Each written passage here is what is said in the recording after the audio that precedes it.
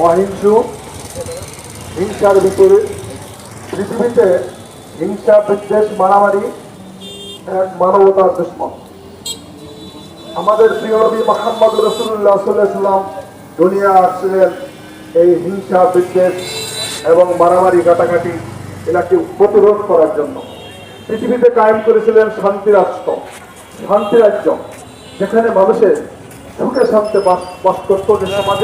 যে সমাজে প্রত্যেকটি মানুষ তার নিরাপদে বাসস্থানে বাস করতেন, কোনো ছিল না মারামারি।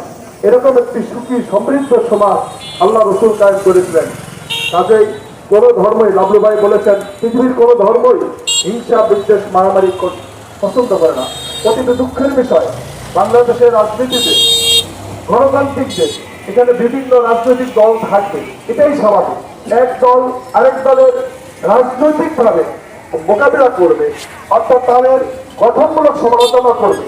কিন্তু দুঃখের বিষয়, এখানে ক্ষমতার কারাগারি, এখানে ক্ষমতা নিয়ে বিভিন্ন প্রতিহিংসামূলক কথা বলে এক দল আরেক দলের উপর আক্রমণ করে।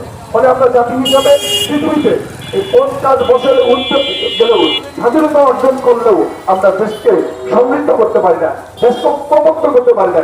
ফলে দেশের উন্নয়ন ব্যাহত হয়েছে।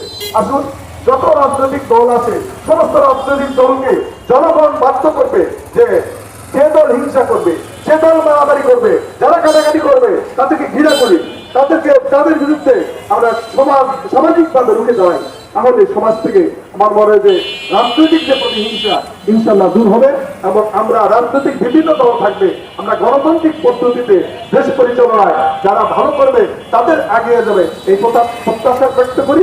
বলে আমাদের দেশ হবে সুখী সমৃদ্ধ দেশ। আল্লাহ রাব্বুল আলামিন এই দেশের স্বাধীনতার সার্বভৌমত্ব টিকিয়ে রাখার জন্য সমস্ত রাজনৈতিক দলকে একতাবদ্ধ হয়ে এই ফ্যাসিবাদের বিরুদ্ধে ঐক্যবদ্ধ হয়ে জাতিকে গঠন করার, আমাদেরকে আগায় নেওয়ার তৌফিক দান করুন। এই প্রত্যাশা রেখেই সকলকে ধন্যবাদ জানিয়ে আমার কথা শেষ করছি। আসসালামু আলাইকুম।